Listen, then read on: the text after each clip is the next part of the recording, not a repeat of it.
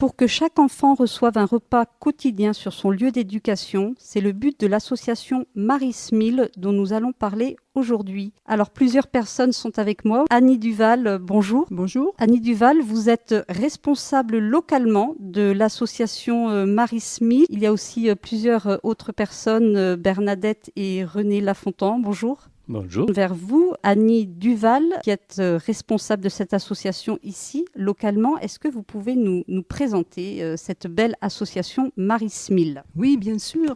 Je vais dans un premier temps vous présenter cette association et dans un second temps, je vous expliquerai, ainsi qu'on me l'a demandé, les actions qui ont été faites sur Lourdes. Donc cette association internationale Marismil, c'est les repas de Marie en français, nourrit et scolarise actuellement presque 2,5 millions d'enfants dans 17 pays sur 4 continents. C'est une œuvre mariale qui a 20 ans et qui a été placée dès le départ sous la protection de la Vierge Marie par son fondateur, Magnus MacFarlane Barrow, écossais, qui s'est toujours laissé guider par la Sainte Vierge et fait une confiance totale en la Providence, dont l'aide ne s'est jamais démentie. Le fondateur a été amené à créer une première association humanitaire, mais c'est en 2002 au Malawi, qui est un petit pays d'Afrique subsaharienne, où il a été appelé par la suite et qui était en famine très grave et en épidémie de sida, que Marismil a démarré suite à sa rencontre avec Edward, 14 ans, dont le seul espoir était de manger à sa faim et d'aller à l'école.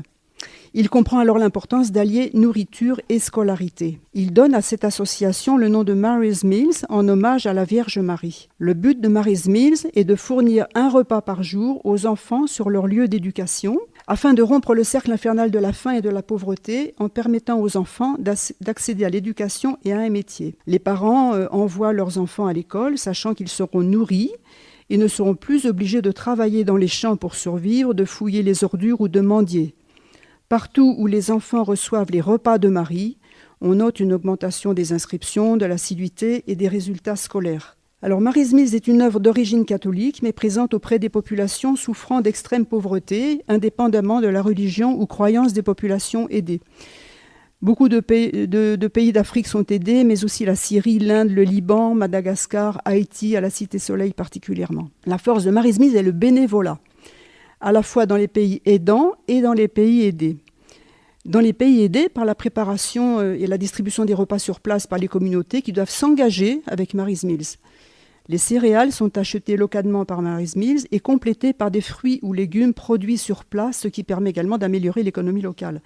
Car Marismil ne veut pas créer d'assistanat.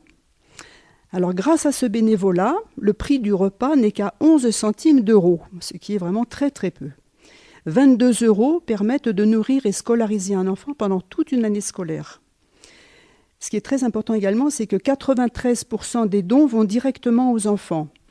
Marismil s'oblige à ne pas dépasser 7% de frais, ce qui est très peu pour une organisation humanitaire de cette importance. Marismil est donc une réponse simple et efficace au problème de la faim. Alors une vingtaine de pays sont investis depuis longtemps pour aider Marismil. Je ne vais pas tous vous les nommer parce qu'il y en a beaucoup. Il y a beaucoup de pays d'Europe. Et il y a également les Émirats arabes unis, le Royaume-Uni, les USA, etc. Et l'installation de Marismil en France et Marismil en France est plus récente, par contre. Les actions organisées par des bénévoles de tous âges sont très nombreuses. Il y a des journées découvertes, des ventes de gâteaux, de préparations culinaires diverses, des défis sportifs, des concerts. Et c'est l'ensemble de toutes ces actions dans le monde qui permet de récolter des fonds pour Marismil. Le but des bénévoles pour les pays aidants est de faire connaître Marismil pour susciter des dons et susciter des volontaires. Et également de faire prier pour Marismil, parce que Marismil est porté par la prière de ses membres et sympathisants. Beaucoup de communautés religieuses font connaître et soutiennent Marismil par la prière. Donc Marismil est une œuvre de charité simple, concrète, efficace et pleine d'espérance. Elle est en parfaite adéquation avec Lourdes, ville mariale par excellence. Alors justement, plus localement, là, on rebondit sur Lourdes. Annie Duval, quelles sont les actions qui ont été menées ici? Et puis il y a Ludovic Pot, sacristain à la paroisse de Lourdes, et bien investi aussi dans cette association qui va parler des diverses actions qui ont été menées. Alors ici à Lourdes, nous avons démarré début février 2023 en créant une antenne de cette association suite à l'intervention fin janvier 2023 d'Edmé Cabrière, qui est coordinatrice pour la France et qui a été invitée par sœur Eugénie, qui est une sœur de la famille missionnaire de Notre-Dame, responsable de l'équipe diocésaine du service de la catéchèse. Edmé Cabrière était intervenu lors d'une journée de formation des catéchistes en présence de Monseigneur Mika sur le thème de la vertu d'espérance. Puis elle a fait une présentation de Mary's Mills à Lourdes et c'est alors que nous avons été interpellés par l'efficacité et l'esprit de Mary's Mills. Et juste après, les sœurs de la famille missionnaire ont proposé, donc en suivant, une action pendant le carême 2023 pour les enfants du catéchisme. Alors nous les avons motivés par un film et ils ont rempli des petites tirelires avec des centimes. Pour eux, c'était facile, le repas étant à 11 centimes. Ils ont vraiment eu conscience d'aider d'autres enfants à manger.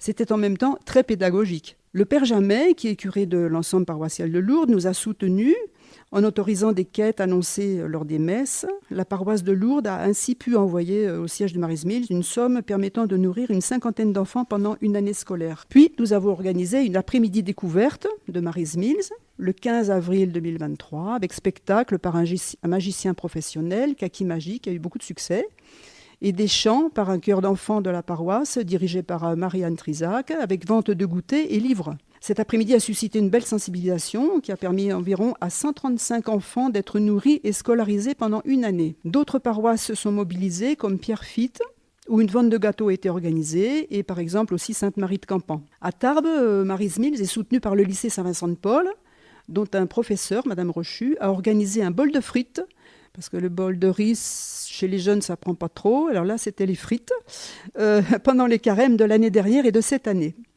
Des mugs restent à disposition des élèves qui y mettent leur menu monnaie, ce qui est une bonne idée aussi. Et cette année, par exemple, presque 2000 repas auront pu être servis grâce à eux. Sur Lourdes, nous avons vendu aussi des lumignons pour la fête de l'Immaculée Conception du 8 décembre, ce qui a pu financer plus de 4500 repas. Outre les actions que nous pouvons faire, chacun de nous, évidemment, essaye de faire connaître Mary's Mills. Nous étions, par exemple, sur le marché de Lourdes le 25 mai. Également, beaucoup de dons arrivent directement par chèque au siège français de Mary's Mills dans le Var ou en ligne par le site. Vous tapez Mary's Mills et vous tombez sur un site qui est très très bien fait. Vous pouvez faire des dons en ligne. Alors à Lourdes, nous avons démarré à 4 personnes et sommes maintenant une petite dizaine. Alors nous accueillons avec plaisir toute personne désirant nous rejoindre. Alors le téléphone, vous pouvez nous joindre au 06 74 67 67 69, 06 74 67 67 69, et par mail, tout attaché en minuscule, Mary's Mills Lourdes, c'est-à-dire MARYSMEALS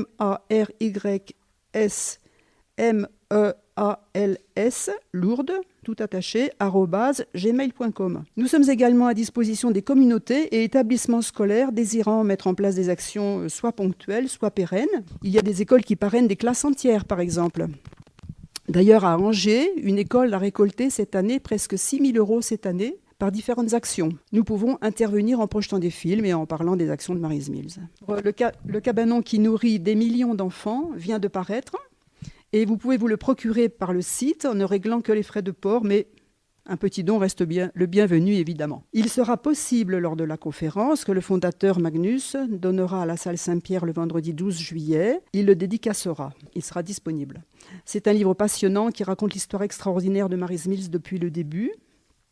Et je ne peux que vous engager à venir à la conférence que Magnus donnera ce 12 juillet. Elle est organisée dans le cadre des conférence des veilleurs de Bigorre par M. Dargegène. Vous ne serez pas déçus d'écouter cette histoire incroyable et merveilleuse à la fois. Alors Ludovic Pot, vous êtes sacristain à la paroisse de Lourdes. Vous venez de nous rejoindre. Vous êtes aussi membre de cette association Mary's Mills. Alors racontez-nous un peu comment vous avez connu l'association.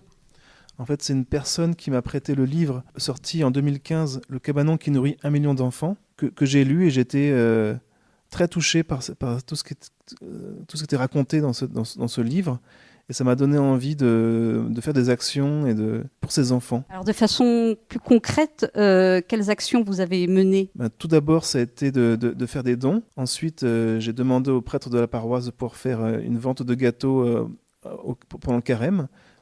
Et donc on distribue des tracts pour faire connaître l'association. Et ensuite, 3 fois, au vide-grenier de l'association où j'habite, qui s'appelle Aigues Vives, on a fait un stand Mary's Mills où on vendait aussi des gâteaux, du café. Comme on l'a dit précédemment, avec 22 €, on nourrit un enfant pendant 1 an. Donc en fait, c'est de belles réussites, oui. Oui, et donc j'étais aussi enthousiasmé par Internet pour des vidéos que j'ai vues, où par exemple des enfants d'Angleterre, pour leur anniversaire, ils disent à leurs parents, je ne veux pas de cadeau, mais faites un don de ma part pour Mary's Mills. Et donc les enfants sont capables, dans les écoles récemment, j'oublie le nom de l'école, mais 14 collégiennes ont récolté 5 900 € en faisant des opérations bol de riz ou bol de frites. Et donc de sensibiliser, les enfants sont très sensibles quand on les amène à partager, à être solidaires. Voilà, surtout que quand il s'agit d'autres enfants, ça les touche peut-être particulièrement. Oui, ils sont de voir que tout et d'autres peuvent avoir dans la détresse. Ça les touche, oui. Je voudrais faire part d'une chaîne YouTube que j'ai faite pour rassembler en fait tous les éléments qui étaient dispersés. Il y avait des vidéos en français avec des noms en anglais. Enfin, c'était un peu dispersé sur YouTube. Donc j'ai fait une chaîne pour tout rassembler. Et donc si les personnes font une recherche, c'est Mary's Mills, les repas de Marie francophones. Toutes les vidéos donc sont recensées au même endroit. Mary's Mills. Les repas de Marie. Et donc ce podcast fera partie de ces vidéos. Oui, avec votre autorisation, merci. Merci beaucoup Ludovic Pot. Juste, je rebondis sur le livre de Manus. Le cabanon qui nourrit des millions d'enfants, donc cette incroyable histoire de Mary's Mills. René Lafontant, je me tourne vers vous. Pourquoi le cabanon ? Alors c'est une histoire particulière justement à Magnus, à savoir qu'il avait demandé à son père d'utiliser un petit cabanon qu'il avait sur sa propriété pour pouvoir ranger des affaires concernant Mary's Mills. Enfin, plutôt pour pouvoir ranger ce qu'il avait reçu pour aider les gens du Malawi. Une fois qu'il a terminé son expédition au Malawi, quand il est revenu, il a vu que le cabanon avait de nouveau été rempli par les gens qui étaient autour de lui, qui avaient commencé à prendre connaissance de ce qu'il faisait. Du coup, il s'est dit, mais je vais continuer à utiliser tout ce qu'on me donne pour pouvoir venir en aide à ceux qui sont dans le besoin.